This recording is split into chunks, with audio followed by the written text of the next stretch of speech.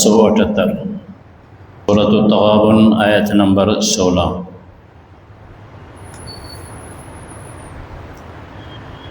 سبحانك لا علم لنا إلا ما علمتنا إنك أنت العليم الحكيم۔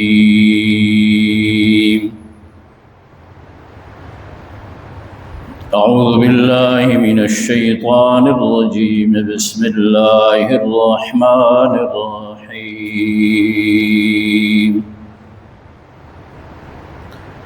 فاتقوا الله ما استطعتم واسمعوا وأطيعوا وأنفقوا خيرا لأنفسكم ومن يوق شح نفسه فأولئك هم المفلحون۔ إن تقرضوا الله قرضا حسنا يضاعفه لكم ويغفر لكم والله شكور حليم۔ عالم الغيب والشهادة العزيز الحكيم۔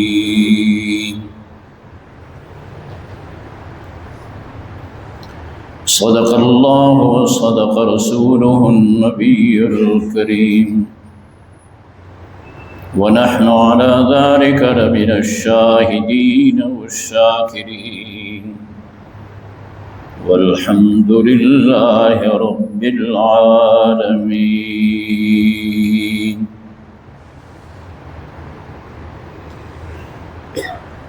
گزرے ہوئے آیتوں میں ایمان والوں سے کہا گیا تھا کہ تمہارے بعض بیویاں، تمہاری عورتیں دینی لحاظ سے وہ تمہارے دشمن ہیں، تمہارے بچے دینی لحاظ سے بسا اوقات تمہارے دشمن ہیں۔ یا ایھا الذین آمنوا ان من ازواجکم واولادکم عدوا لکم فاحذروہم۔ میں نے عرض کیا تھا کہ مکہ مکرمہ سے ہجرت فرما کر جناب رسول اللہ صلی اللہ علیہ وسلم جب مدینہ طیبہ تشریف لائے تھے تو بعض لوگ یہ تھے کہ وہاں پہ مسلمان ہو گئے تھے بعد میں، تو اس وقت ہجرت فرض تھی، وہ مکہ مکرمہ سے ہجرت فرما کر مدینہ طیبہ آنا چاہتے تھے، تو گھر والے جی ہمیں چھوڑ کے آپ جا رہے ہیں، کہاں جا رہے ہیں، آپ نہیں جا سکتے۔ اعلیٰ ھذا القیاس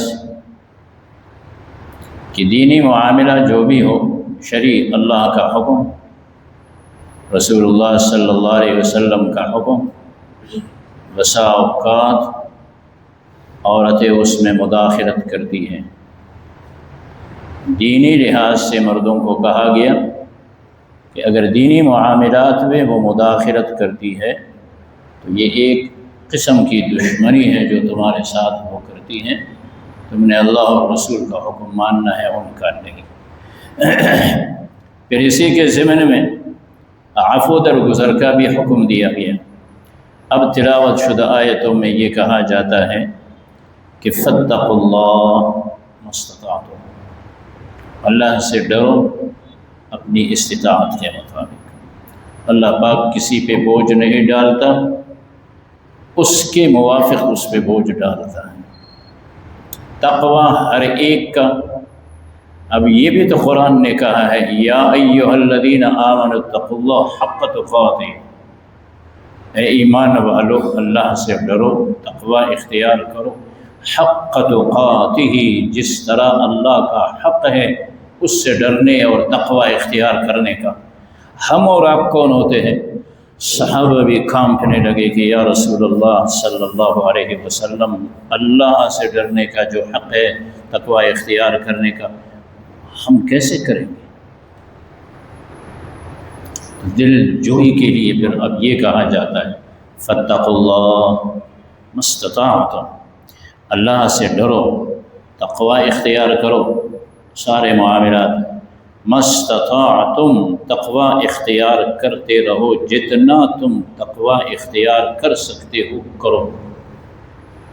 واسمعوا، اللہ کا حکم جب آئے سنو، اطیعوا مان لو، اور جہاں پہ تمہیں کہا جائے کہ خرچ کرو، مال خرچ کرو، انفقوا پہ خرچ بھی کرو، یہ تمہارے بلائی کے لیے ہیں جو تمہیں کہا جاتا ہے۔ اب ظاہر بات ہے کہ مال اس کو خرچ کرنا بڑا ذرا شاق ہے، گران گزرتا ہے طبیعت میں، مال خرچ کرنا، پیسہ خرچ کرنا کار دارت زور مانگتا ہے۔ اس لیے فرمایا وَمَن یوق شح نفسہ، جو بخل سے بچے وہ کامیاب ہے۔ دل تو نہیں چاہتا ہے کہ مال خرچ کیا جائے، لیکن رب فرماتے ہیں میرے ہاں یہ اصول ہے کہ تم اس کو خرچ کرو، میں بڑھاؤں گا، خرچ نہیں کرو گے تو گھٹے گا، خرچ کرو گے بڑھے گا۔ ما انفقتم من شیء فہو یخلف، جو بھی تم خرچ کرو گے اللہ اس کا بدل تمہیں دے گا۔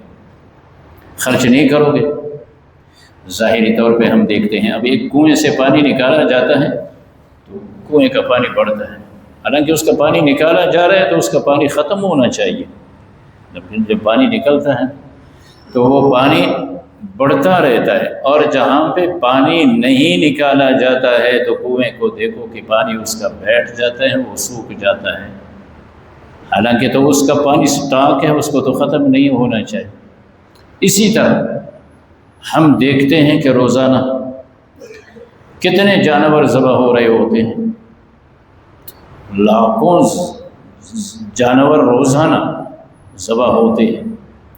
اس کے مقابلے میں کتوں کو دیکھا جائے، بلی کو دیکھا جائے، اس طرح کی مقابلہ ان کا کیا جائے تو وہ تعداد میں کم ہے اور یہ تعداد میں زیادہ ہے۔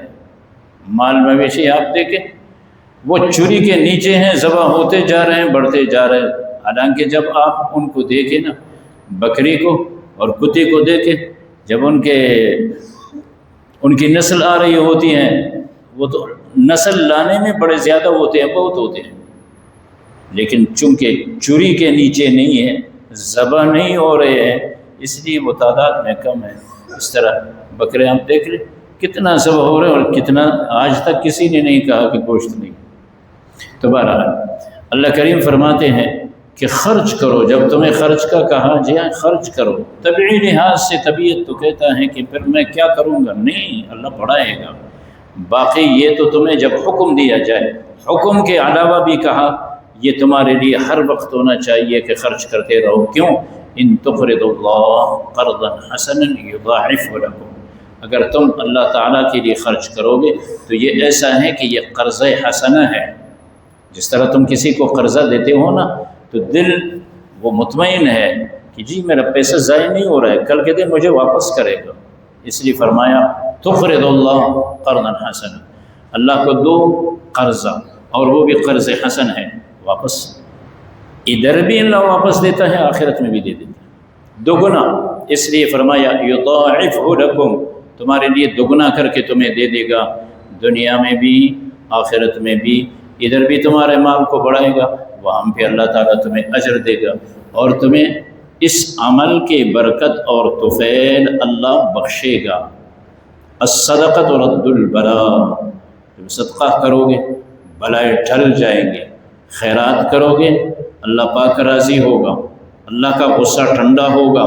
اس لیے فرمایا مال کو خرچ کرتے جاؤ اللہ کے رضامندی کے لیے، اور اللہ تعالیٰ تمہیں بخشے گا، اللہ اس سے راضی ہوتے ہیں، اس لیے کہ اللہ سخی ہے، اور اللہ سخی سے محبت کرتے ہیں، سخی کو پسند کرتے ہیں۔ اس لیے فرمایا واللہ شکور حلیم، اللہ بردبار ہے، اللہ قدردان ہے، تمہارے اس عمل کا اللہ قدر کرتے ہیں، اور وہ اللہ ہر ظاہر و چھپے ہوئے کا جاننے والا اور زبردست حکمتوں والا ہے۔ چنانچہ ارشاد خداوندی ہے اعوذ باللہ من الشیطان الرجیم بسم اللہ الرحمن الرحیم فاتقوا اللہ، پس ڈرو اللہ سے، تقوی اختیار کر لو، مستطعتم جتنی تمہاری توفیق ہو، قوت ہو، واسمعوا اور اللہ کا حکم سامنے آئے تو سنو، وَأَطِيعُوا اور اطاعت اختیار کر لو، اور اگر تمہیں یہ حکم دیا جائے کہ مال خرچ کرو، وَأَنفِقُوا اور خرچ کرو، خَيْرًا لِأَنفُسِكُمْ یہ بہتر ہے تمہارے لیے، وَمَن يُوقَ شُحَّ نَفْسِهِ اور جو بچا بخل سے، فَأُولَئِكَ هُمُ الْمُفْلِحُونَ پس یہی لوگ ہیں کامیاب۔ ان تقرضوا اللہ قرضا حسنا اگر تم قرضہ دو گے اللہ کو قرض حسنا، یضاعفہ لکم وہ دگنا کرے گا اس کو تمہارے لیے، ویغفر لکم اور تمہیں بخشے گا، واللہ شکور اور اللہ تعالیٰ تمہارے اعمال کا قدردان ہے، حلیم اللہ بردبار ہے، عالم الغیب والشہادہ وہ جاننے والا ہے چھپے اور ظاہر کا، جس طرح ظاہر کو جانتا ہے وہ چھپے ہوئے کو بھی اسی انداز سے جانتا ہے، العزیز الحکیم وہ زبردست ہے اور حکمتوں والا ہے۔ اللہم وفقنا